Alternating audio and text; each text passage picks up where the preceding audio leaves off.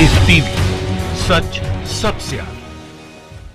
नमस्कार, आदाब। आप देख रहे हैं द लाइव टीवी। आपके साथ मैं मोहम्मद अफजल आलम। जब पूरी दुनिया कोरोना वायरस का वैक्सीन ढूंढने में व्यस्त थी, तो हमारे देश की गोदी मीडिया कोरोना वायरस में मजहब ढूंढ रही थी।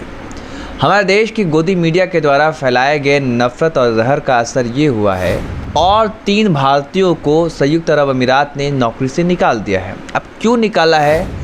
इसलिए कि हमारे यहाँ जो गोदी मीडिया ने जहर फैलाया, उसका असर हमारे जो भारतीय हैं, जो यूएई में रह रहे हैं, उनके भी मन में घर कर गया। जो झूठी और भ्रामक खबरें फैलाई गई और तबलीगी जमात की घटना के बाद से जिस तरह से एक कम्युनिटी को, एक धर्म विशेष के खिलाफ नफरत फैलाकर जो दूसरी कम्युनिटी है उसके मन में भी ये बैठा दिया गया कि ये लोग कोरोना वायरस फैलाने की साजिश कर रहे हैं। और यूएई सरकार ने पहले ही ये नसीहत दे डाली थी कि कोई भी एक धर्म के खिलाफ, और खासकर इस्लामोफोबिया का जो भारत में ट्रेंड चल रहा था, जो हमने देखा भारत के अलग अलग हिस्सों से भारत को शर्मसार करने वाली तस्वीरें आई, उससे यूएई सरकार ने कहा था कि कोई भी सोशल मीडिया पर भड़काऊ बयान नहीं लिखेगा और भड़काऊ पोस्ट नहीं करेगा। लेकिन फिर भी हमारे भारतीय मूल के जो लोग यूएई में रह रहे हैं, वो आदत से बाज नहीं आ रहे थे और वो इस्लाम के खिलाफ उल्टा सीधा लिख रहे थे। और इस यूएई में एक कानून है कि किसी धर्म के खिलाफ आप कुछ नहीं लिख सकते, कुछ नहीं बोल सकते, चाहे लिख कर, बोल कर या किसी भी और तरीके से।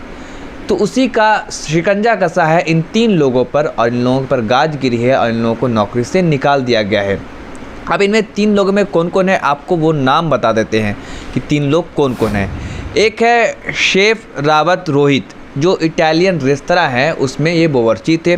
और दूसरे हैं स्टोर कीपर सचिन किन्नोगिली, ये दूसरे व्यक्ति। और तीसरे का जो है वो पहचान जाहिर नहीं किया गया है। इन तीनों को नौकरी से बर्खास्त कर दिया गया है और तीनों को अलविदा कह दिया गया है कि आप लोग देश भी छोड़ सकते हैं, यहाँ तक कह दिया गया है। आपको बता दें कि जो संयुक्त अरब अमीरात की शहजादी है हिंदा अल कशीमी, उन्होंने पहले ही ये नसीहत दे डाली थी और कहा था कि अगर कोई भी हमारे देश में इस तरह से भावनाओं को भड़काएगा और एक धर्म के खिलाफ कुछ लिखेगा, बोलेगा, उससे हम देश छोड़ने को कह देंगे, क्योंकि कोई भी यहाँ फ्री में काम नहीं करता है। और उन्होंने तो सोशल मीडिया पर एक तरीके से मुहिम ही चला डाली है, जो इस्लाम के खिलाफ, जो मुसलमानों के खिलाफ जो नफ़रत और जहर फैलाया जा रहा है भारत में, उसके विरुद्ध हर रोज़ वो कोई ना कोई ट्वीट करती है और वो खासा नाराज़ दिख रही हैं। पिछले 1.5 महीने से जब से ये मामला भारत में चल रहा है, उन्होंने एक ट्वीट किया था और गांधी का जो संदेश था उसको याद दिलाया था। हिंदा अल कशीमी की इस ट्वीट को देखिए, फिर आपको अंदाज़ा होगा कि वो क्या कहना चाह रही है। हमारे भारत की क्या इतनी छवि खराब हो गई? इस ट्वीट को देखिए। उनके घृणा फैलाने वाली बातें नरसंहार की शुरुआत है। महात्मा गांधी ने एक बार कहा था, आँख के बदले आँख लेने से दुनिया अंधी हो जाएगी। हमें अपने खूनी इतिहास से सबक लेना चाहिए। हमें यह समझना होगा कि मौत से मौत पैदा होती है और प्यार से प्यार का जन्म होता है। समृद्धि की शुरुआत भी शांति से होती है। तो देखा आपने हिंदा अल कशीमी के ट्वीट को, वो कितना नाराज़ नज़र आ रही है, वो क्या गांधी के संदेशों को याद दिला रही है।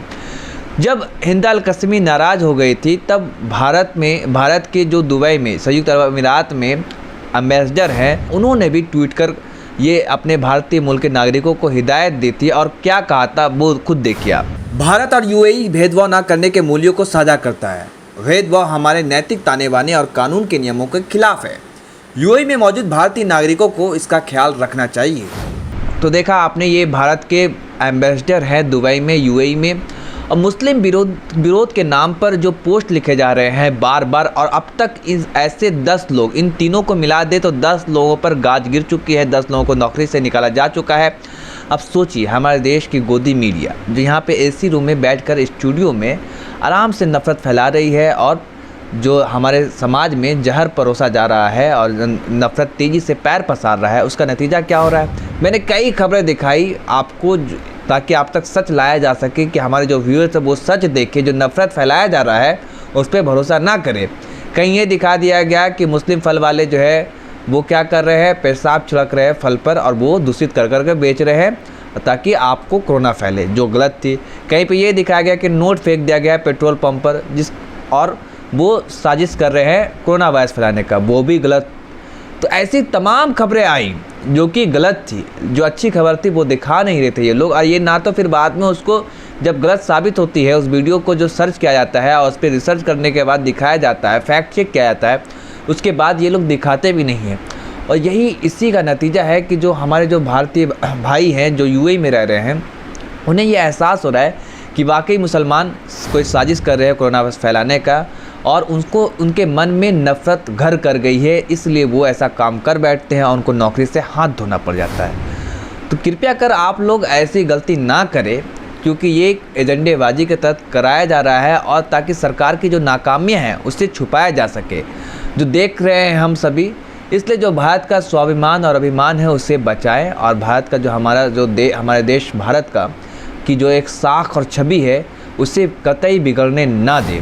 इसके अलावा आपको ये भी बता दें कि पूरे गल्फ़ कंट्रीज़ में 90 लाख भारतीय रहते हैं।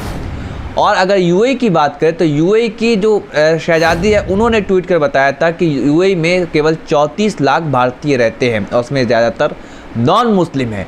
अगर इसी तरीके से सबको नौकरी से बाहर निकाला जाए तो फिर सोचिए क्या होगा। तो इसलिए ऐसे भड़काऊ बयान और भड़काऊ बातें ना लिखें, क्योंकि सभी भाई हैं जो हमारे देश का जो कल्चर और सभ्यता और जो सादी विरासत है उससे बचाए रखें। इन नेताओं के इन जहरीले एंकर्स के बहकावे में बिल्कुल भी ना आए, क्योंकि ये आपके नाम पर और आपको बांटकर सिर्फ और सिर्फ अपनी रोटी सेकना जानते हैं। और 10 भारतीय के अलावा जो एक बड़े व्यापारी यूएई के जो सबसे बड़ी हेल्थ केयर कंपनी एनएमसी थी, उसके जो मालिक भारतीय मूल के हैं वीआर शेट्टी, उनकी कंपनी पे भी ताला लगा दिया गया है और उनके बैंक को सीज कर जांच की जा रही है। और ये बताया गया था कि इनके लिंक, वीआर शेट्टी के जो लिंक है वो आरएसएस से है, और गुप्त कमरे में इन आरएसएस प्रमुख मोहन भागवत से बात हुई थी। और वीआर शेट्टी यूएई में, खासकर पूरी गल्फ़ कंट्रीज़ में आरएसएस के एजेंडे को बढ़ा रहे थे आगे। इसी को लेकर इन पर कार्रवाई की गई और उन्हें देश छोड़कर, यूएई छोड़कर भारत वापस लौटना पड़ा है। ये खबरें मैंने बताई थी आपको। तो आप इससे ही अंदाज़ा लगा सकते हैं कि जब यूएई सरकार इतने बड़े बड़े लोगों पर कार्रवाई कर रही है, तो आप सोचिए कि हमारे देश की क्या छवि बन रही है। और कुछ दिनों पहले ही USCIRF, United state commission on religious freedom, ने भी ये कहा कि भारत को उन 14 देशों के अंदर रखा गया है जहाँ पे कुछ चिंताएं जाहिर की गई है, और ये बताया गया कि धार्मिक आज़ादी भारत में खतरे में है। जिस तरह से इस्लामोफोबिया के नाम पर यहाँ पे ट्रेंड कराया गया और एक धर्म, खासकर मुसलमानों को प्रताड़ित किया जा रहा है। जो कानून लाया गया था, नागरिकता संशोधन कानून हो या देश की राजधानी दिल्ली में दंगा होता है, उन सब का मैंने आपको पहले ही रिपोर्ट बताया है। इसके साथ साथ OIC, Organisation of Islamic Cooperation, उन्होंने भी इस बात को लेकर कंसर्न किया था कि भारत में मुसलमानों के साथ अत्याचार हो रहा है। OIC में कुल 57 इस्लामिक देश है और आपत्ति जताई थी और नरेंद्र मोदी से कहा था कि इस पर आप कार्रवाई करें।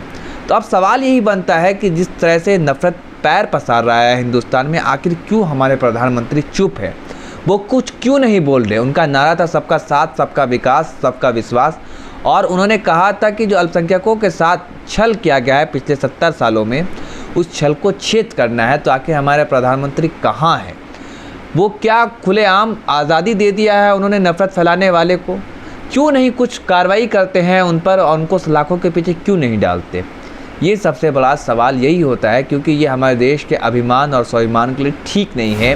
कहीं ना कहीं जो भारत की जो संबंध है उसमें एक खटास पैदा हो रही है। ये ठीक नहीं है भारतीय नागरिकों के लिए और भारत के मुस्तकबिल के लिए। धन्यवाद।